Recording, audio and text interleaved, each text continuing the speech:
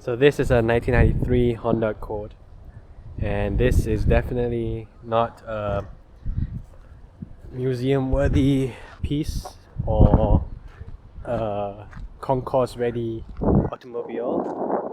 This is most definitely a beater, and let's go over it and show you all its problems. Let's start out with the bonnet, which I previously, right here, there is a paint chip. This fender is a completely different color to the rest of the car because it's been resprayed. It looks a little more ivory compared to the rest. Talking about the paint, it is 100% faded. I'm not going to do it, but if you rub your hand over the paint, your hand turns white. Your hand gets covered in white powder paint. Front bumper has been resprayed with aerosol can and has been done very terribly. It's not even enough coat, so you can still see the black underneath the white. Overspray on this part, and the bumper doesn't even fit very well anymore. But it's okay, it's not falling off, which is good enough. This is cracked. This has been reversed into. The one thing that's good about the exterior is probably the wheels and tires. Okay, maybe not. The tires are okay. They are Toyo Proc CCR ones on the front, 195/60 R15s. At the back, some Bridgestone Ecopia EP 150s. But the wheels are not good. The first problem with the wheels, two of them, they're not round anymore.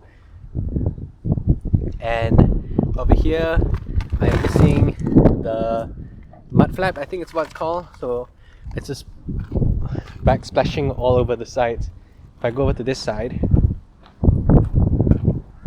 you can see this has the mud flaps, which helps protect the paint. This side, the side mirror is okay, it's fixed in place solidly, but this side,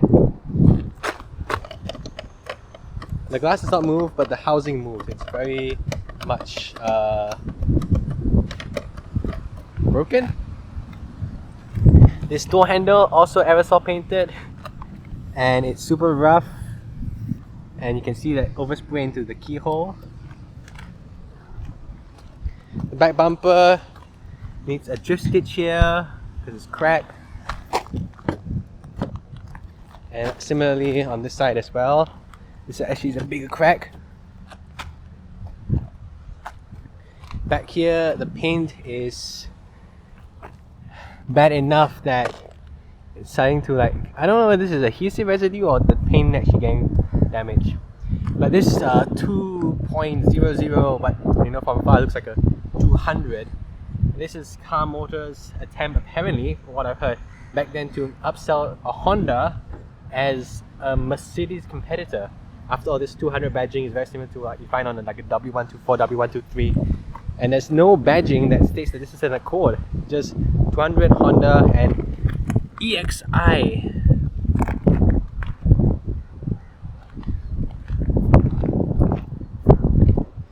It does have ABS brakes. The chrome is getting to be not chrome anymore. This front window rubber, is completely lost its original shape, and I believe this side, okay, I fixed it already, but previously this rubber, okay, you see this, okay, maybe I didn't have to fix it yet. The rubber here, okay, this is warped, I didn't know about that, but this rubber goes up against the plastic cowl. But on this side, there's a gap here. Not sure if that's concerning or not. Alright, so that's the very bad exterior. The undercarriage is fine actually, so that's one good thing about it. The undercarriage is good. What about the interior? So, no alarm, maybe an immobilizer. This thing does have central locking, which is good. Oh, let's start off with this door. Notice that there's a lip here. It doesn't really go flat. Yeah, the door is not very... apparently it has had a damaged window frame.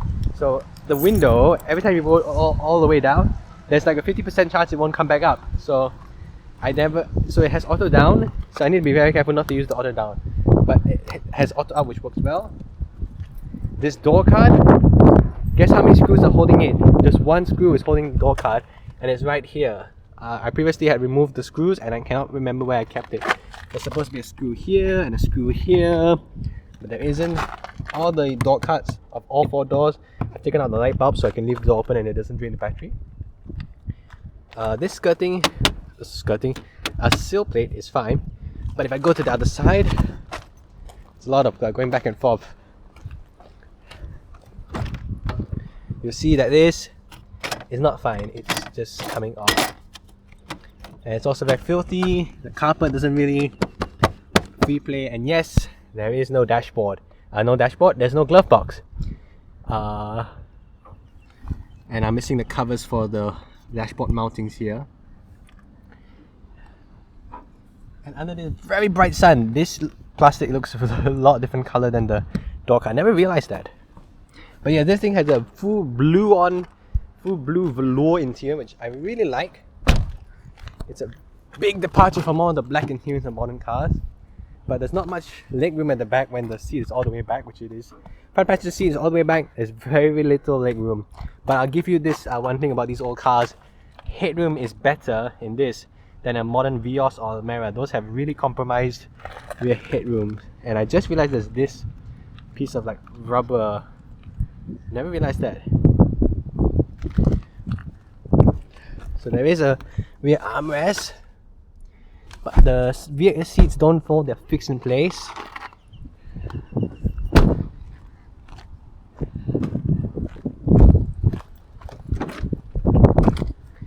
The seat belts, this one doesn't really retract, as you can see, so you need to manually feed it back. Same on the other side, if I'm not mistaken. Coming inside, we have quick eject aircon vents. This thing is not at all screwed in place, and that's because this aircon vent is supposed to be a part of a big plastic piece that covers the center console, perimeter of the instrument cluster, and driver's side air vent. But when I removed it, it snapped in multiple pieces, and yeah, so all I have left is this air vent. The clock works, that's good. Old stickers that have completely sunbathed and I haven't gotten around to scrape off.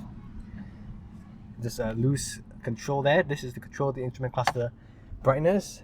Radio with from the cheapest one I could find on Shopee, or one of the cheapest from Shopee.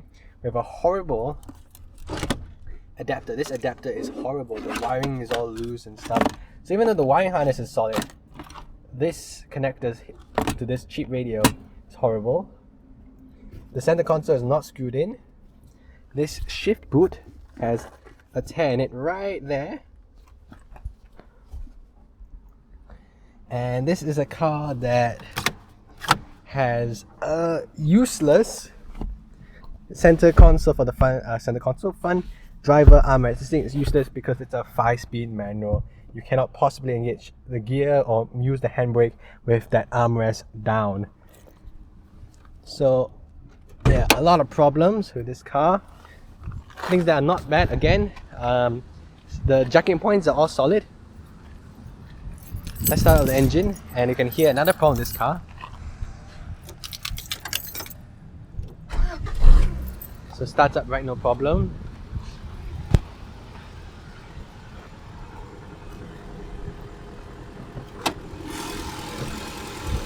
So this is a fuel injected engine, 2 liters. Guess how bad the fuel consumption is? 12.5 liters per 100 kilometers, or 8 kilometers to a liter. 16 valve. I believe this is single way cam. There's no VTEC. It uses the old distributor ignition system, so no coil pack on this model. And this morning the compressor was making a hell of a racket, but it's not now. And this is another issue with this car that no one seems to be able to comprehend. You cannot drop the bonnet from a low height. You need to do it from a high height to be able to close it. I know this seat is ripping apart here, but the seat is actually still very well intact. The mechanism works recline. There is no height adjustment. So yeah, that's a walk around.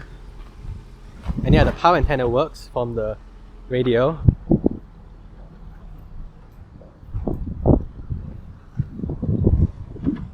And yeah, so that's going to be it for the walk around of this 93 Accord.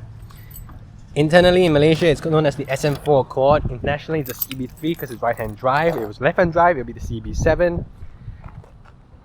This is a beta. You can see with all the issues this car has.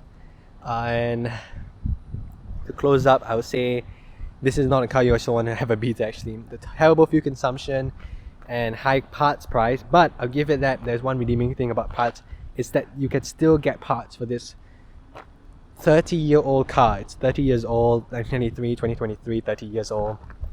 You can get parts both locally and on Shopee, not without much hassle.